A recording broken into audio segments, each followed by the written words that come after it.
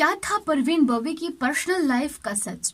आखिर क्या है 70-80 के दशक की ग्लैमरस एक्ट्रेस परवीन बॉबी की पर्सनल लाइफ का सच? जी हाँ, आज हम जानेंगे प्रवीण बॉबी के बारे में, जो कि आज हमारे बीच नहीं है, लेकिन उनकी बातें, उनकी फिल्में, उनके गाने हमारे बीच जरूर हैं। परवीन बॉबी जितनी मशहूर अपनी हॉट और ग्लैमरस अदाओं से हुई, उतनी ही चर्चा उनकी पर्सनल लाइफ की भी हुई है। आखिर क्या है 70-80 के दशक के ग्लैमरस एक्ट्रेस परवीन बॉबी की पर्सनल लाइफ का सच? चलिए जानते हैं। परवीन बॉबी का जन्म 4 अप्रैल 1949 को जूनागढ़, गुजरात में हुआ था। परवीन अपने माता पिता की शादी के 14 साल बाद पैदा हुई थी और यह इकलौती संतान थी। उन्होंने अपने पिता को 7 साल की उम्र में ही खो दिया था।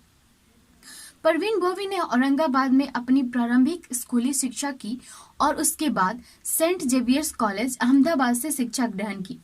उनके पिता वली मोहम्मद वावी जूनागढ़ के नवाब के साथ प्रशासक भी थे। मॉडलिंग के दिनों में परवीन बॉबी अहमदाबाद यूनिवर्सिटी में अपनी पढ़ाई भी पूरी कर रही थी।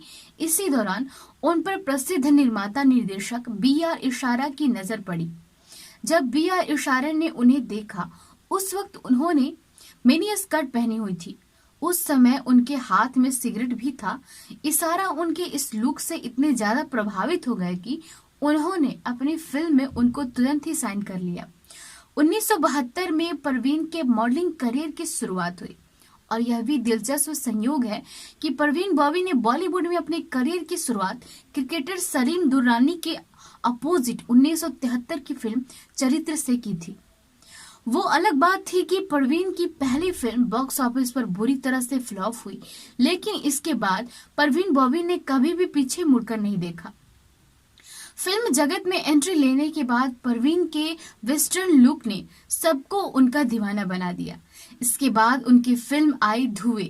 यही वह वक्त था जब उन्होंने डैनी डोंगजप्पा को अपना दिल दे दिया। वो और बात थी कि उनका अफेयर ज्यादा दिनों तक नहीं चला। परवीन बॉबी के करियर की पहली जबरदस्त हिट फिल्म मजबूर 1974 में रिलीज हुई। इस फिल्म में पहली बार परवीन बॉबी को अमिताभ बच्चन के साथ काम करने का मौका मिला। इसके बाद 1975 में रिलीज फिल्म दीवार में भी परवीन बॉबी को एक बार फिर से अमिताभ बच्चन के साथ काम करने का मौका मिला। दीवार में परवीन बॉबी ने अपने सबसे ज्यादा बोल्ड किरदार से दर्शकों को अपना दीवाना बना दिया। इसके बाद 1977 में मनमोहन देसाई के डायरेक्शन में बनी फिल्म अमर अकबर एंथोनी में एक बार फिर परवीन ने अमिताभ बच्चन के साथ काम किया और उनकी यह फिल्म भी सुपरहिट रही। इस बीच उन्होंने काला पत्थर और सुहाग जैसी सुपरहिट फिल्मों में शशि कपूर के साथ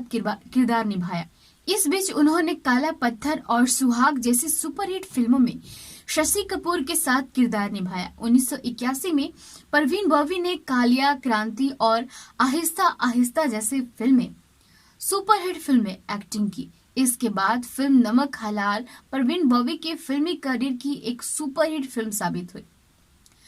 परवीन बॉबी की कभी शादी तो नहीं हुई, लेकिन हमेशा से उनका नाम डैनी कबीर, वेदी और महेश भट्ट के साथ जोड़ा जाता रहा। बॉलीवुड में शुरुआती दिनों से ही परवीन बॉबी अपनी पर्सनल लाइफ को लेकर खासी सुर्खियों में रही। उनके करीब 3 साल के करियर में उन्हें 3 आदमियों के साथ जोड़ा गया। बदकिस्मती से तीनों ही शादीशुदा थे। डैनी से हुए ब्रेकअप ने परवीन को काफी दर्द पहुंचाया। खबरों के मुताबिक परवीन बॉबी के रिश्ते अमिताभ बच्चन के साथ भी हुआ करते थे और परवीन ने अमिताभ के ऊपर उनका मर्डर करने की कोशिश करने का आरोप भी लगाया था। अमिताभ बच्चन के साथ परवीन बॉबी ने करीब 8 फिल्मों में काम किया। दर्शकों ने उनकी जोड़ी को खूब पसंद किया, पर अमिताभ और वो निजी जीवन में दूरी बनाकर चलने लगे थे। वजह थी परवीन के साथ कई मर्दों के नाम जुड़ते रहना। तो अमिताभ भी सिंगल नहीं थे। अमिताभ बच्चन 1973 में ही जया से शादी कर चुके थे। परवीन बॉबी का महेश भट्ट से गहरा रिश्ता रहा है। परवीन के साथ महेश के काफी अंतरंग संबंध थे। इनकी तल्लुकात इतने गहरे थे कि परवीन की वजह से महेश ने अपनी पहली पत्नी को तलाक भी दे दिया था। बाद में जब महेश और परवीन अलग हो गए थे, तब भी गाहे बगाहे इनका रिश्ता सुर्खियों में आता रहा। परवीन बॉबी की संदिग्ध मौत के बाद भी महेश भट्ट की भूमिका पर सवालिया निशान लगाया गया था।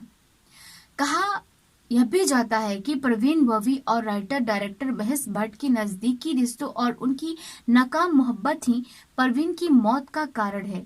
इसके बाद इन्होंने फिल्मों को छोड़ दिया और गुमनामी जिंदगी जीने लगी।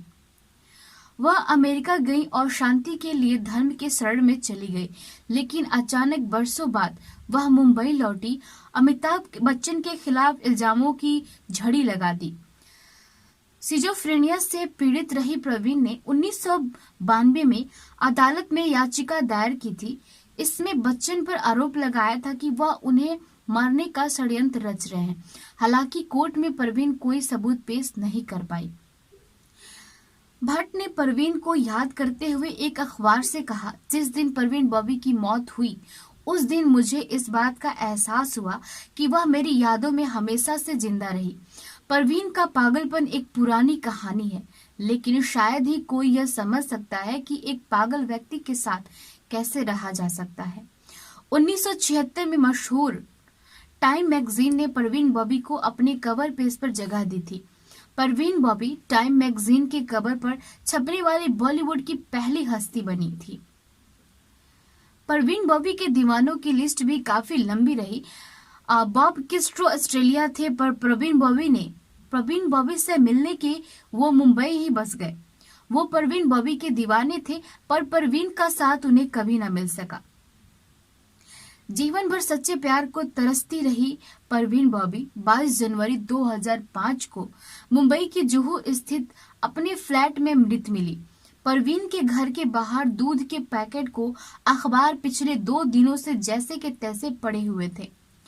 यह भी बताया जाता है कि परवीन बॉबी की मौत 20 जनवरी को ही हो गई थी। बताते हैं कि परवीन डायबिटीज और पैर की बीमारी गैंग्रीन से पीड़ित थी। इसकी वजह से उनकी किडनी और शरीर के कई अंगों ने तो पहले ही काम करना बंद कर दिया था, और आखिर में बंद घर के अंदर उन्होंने कब दुनिया को अलविदा कहा, किसी को कुछ मालूम भी नहीं पड़ा। तो ये थी परवीन बॉबी की पर्सनल लाइफ की कहानी। बहुत कुछ जाना आज हमने इनके बारे में, और भी बहुत सारी बातें हैं इनके बारे में, जानेंगे फिर कभी। अभी के लिए दीजिए इजाजत।